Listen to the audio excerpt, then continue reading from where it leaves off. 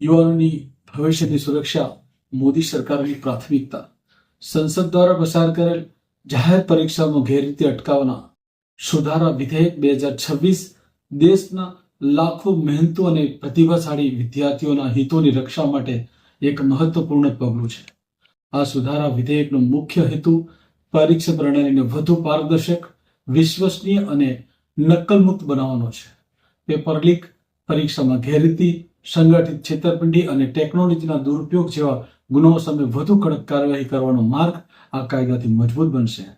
આ નિર્ણયથી મહેનત કરીને તૈયારી કરનારા વિદ્યાર્થીઓને ન્યાય મળશે અને ભરતી તેમજ પ્રવેશ પરીક્ષાઓમાં જનવિશ્વાસ વધુ મજબૂત બનશે. માનનીય પ્રધાનમંત્રી મોદીજીના માર્ગદર્શન હેઠળ દાદરા નગર હવેલી દમણ દીવના પ્રશાસક સાહેબ યુવાનોની ઉજ્જવળ ભવિષ્ય માટે કટિબદ્ધ છે.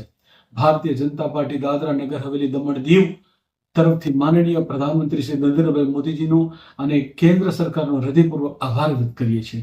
યુવાનોનું ઉજ્જવળ ભવિષ્ય સુરક્ષિત કરવા માટે મોદી સરકાર સતત પ્રતિબદ્ધ છે. પેપર લીક પર પ્રહાર, યુવાનોના સપનાનો આધાર એટલે મોદી સરકાર.